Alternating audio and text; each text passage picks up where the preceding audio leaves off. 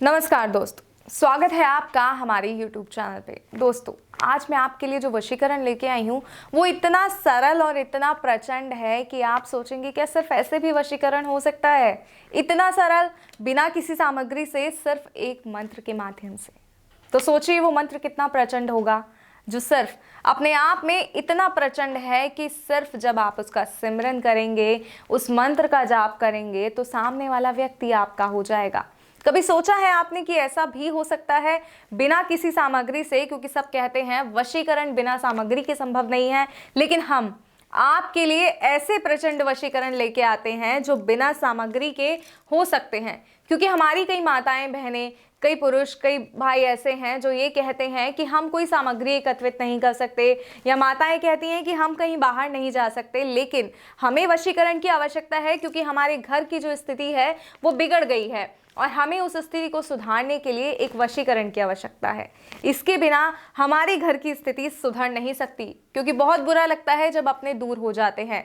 घर में तो साथ रहते हैं, लेकिन दिलों में दूरियां बहुत ज़्यादा बढ़ जाती हैं। जी हाँ, अगर इन्हीं दूरियों को आप कम करना चाहते हैं, या आप एक ऐसे व्यक्ति हैं जो अपनी प्रेमिका से बहुत प्यार करते हैं, लेकिन आपकी प्रेमिका किसी और की तरफ आकर्षित हो रही हैं और आप नहीं चाहते कि वो किसी और से बात भी करे, वो ताउम्र आपकी होकर रहे, या प्रेमिका ऐसा नहीं चाहती अपने प्रेमी के लिए, तो ये वशीकरण जो है इन सभी के लिए प्रचंड वशीकरण है।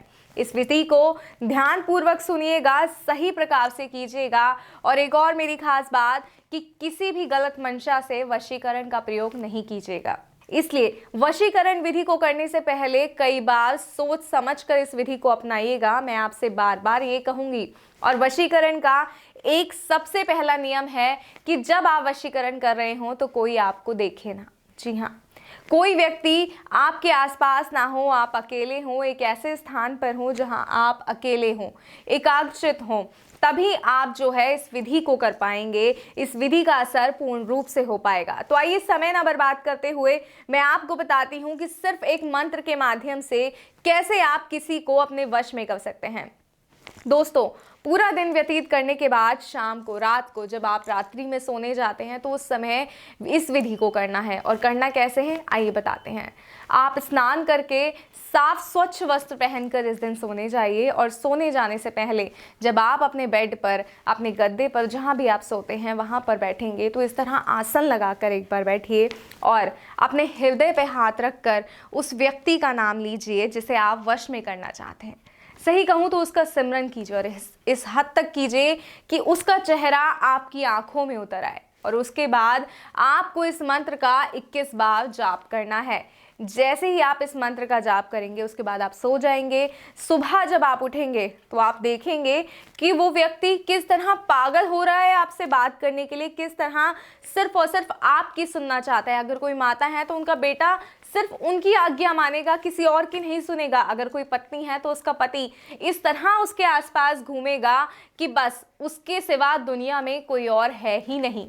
अगर आप चाहते हैं ऐसा तो इस मंत्र को ध्यानपूर्वक सुनिए। और मंत्र है ओम नमो भगवते त्रिलोकचन मम वश्यम करु करु स्वाहा। एक बार और मंत्र बताती हूँ, ध्यान से सुनिएगा।